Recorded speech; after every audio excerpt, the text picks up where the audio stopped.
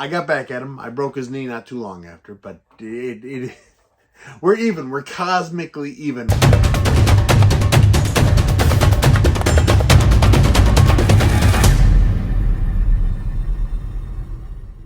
So I've had the privilege and the honor to spar with Sean Strickland many times over the years. We've been some of the best training partners a guy could wish for. Lately, not so much. I mean, by lately, I mean last couple of years, not as much as I would have liked. But I moved to Tennessee. He's out in Vegas. But for years before that, we just sparred together on the weekends. We sparred during the week. We'd train hard. We'd fight each other. We'd hurt each other. He broke my jaw. Sean Strickland is the man who broke my jaw first. He had me wired shut. I was talking like this for about 6 weeks. It's just the way it is. I got back at him. I broke his knee not too long after, but we're even. We're cosmically even right now. I want to tell you the story about how he broke my jaw. So this is how Sean Strickland broke my jaw. We started off a long time. No, we were down in Brazil. That's where I first met him. He had his coach, Alex Zarate. I believe I had Brian Harper with me and down there. We didn't really bump into each other or know each other, Sean and I, but we were down there. We saw each other. So, yeah, how's it going? How's it going? He ended up coming into my gym maybe a year later, into Dan Henderson's Athletic Fitness Center. Just a huge gym, big cage. He was in heaven. He was a big fan of what we had done and what was going on there. And we sparred together. I mean, we started sparring from day one. It was fun at the beginning. I mean, for like a year or two, I bullied Sean. He would admit it too. If we were to spar 5 rounds, I'd beat him 4 of 5. And it was good rounds. We were sparring to hurt each other, just not injure each other. Till one day, we were doing an extra after practice sparring session. The only people in the gym were me. My parents came. They came out from Wisconsin to visit, and then my wife, because my wife is always there in my corner. And we were sparring, having a hell of a time. I was pushing him back. I was kind of having a little fun doing everything. And he threw this little teep. It was a nothing. It was like boop, caught me right on the chin. Immediately, I felt something was wrong. And I said, I waved him off. He said, what? And he was like mad that I was, no, give me a second. I went and sat down and, I knew something was wrong. I knew immediately. My mouth was filling with blood. I could hardly talk. And Sean said, are you all right? I said, yeah, I'll be fine. I went to the bathroom. I took my mouth guard out, just covered in blood. Spat a lot of blood out. And the sink turned red. And I looked in that mirror. And through all the blood and the gunk, my bottom 2 teeth were split. I said, Brett, we got to go to the doctor. I yelled out of the bathroom. I said, okay, why? And then I came out and showed her and said, I was scheduled to fight Daniel Safaridian. I was supposed to fight a Brazilian guy in about 4 weeks.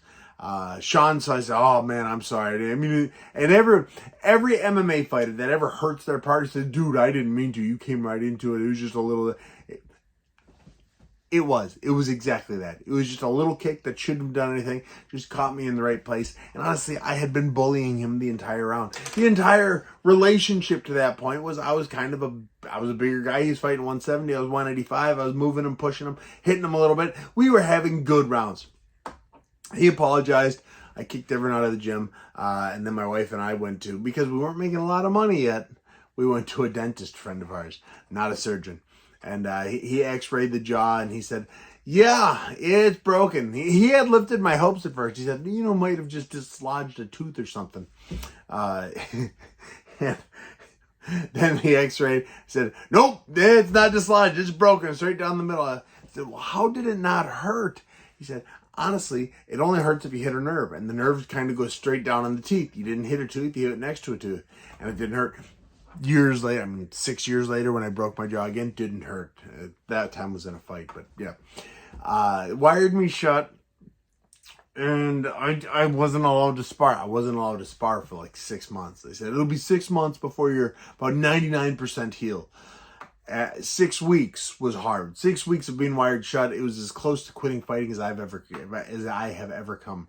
Strickland, he said, yeah, sorry. He never went into depth. He's like, oh, I'm so sorry. He never did that. He said, yeah, sorry. I should have kept your hands up, kind of thing. Which is best advice. My hands should have been up. I don't know where they were, but they weren't here like they should have been. I did get even with him.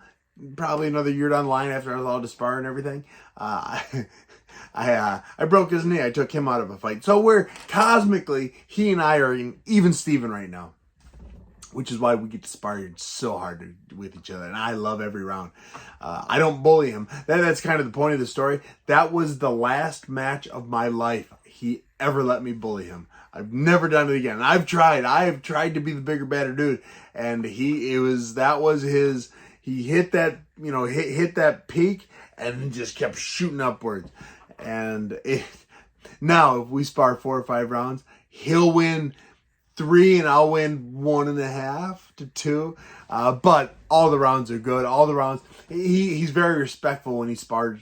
At least I read it that way. We spar hard. It's the way we're supposed to be. Dan Henderson and I spar hard, or we used to before he turned 52, I think now. We still spar. Dan Henderson hits too hard always. And it's, I don't know, you kind of walked right into it.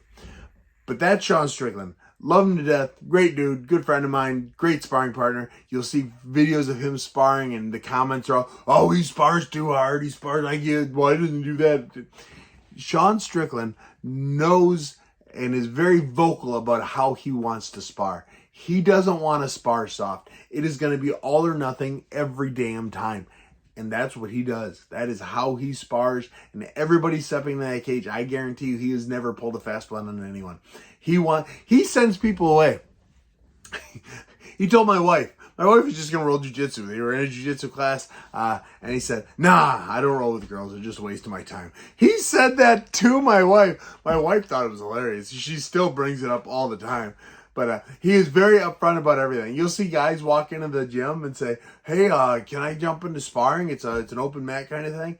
And Sean says, listen, and this is, swear to God, listen, if you spar in here today, you're going to spar me and I'm going to kick the shit out of you. That is what he says. And he said, it's going to happen. You don't stand a chance. I'm going to hurt you. Do not spar here. You can come back another time. And that's how he is. So when you see the videos of him sparring too hard or beating someone up, he is completely prepared to have the guy getting beat up be him. He's just better than most people. So he's a good friend of mine. Love sparring him. Can't wait to get back in the octagon with him. And he will be champion someday. I'm telling you. And me, I'm going to get back in the UFC. I'm going to get a couple wins outside. I'm going to get back in there. And then I'm going to challenge Sean for the title. That's what's going to happen. You heard it here first. Have a good one, guys. Love you all. And we'll talk again.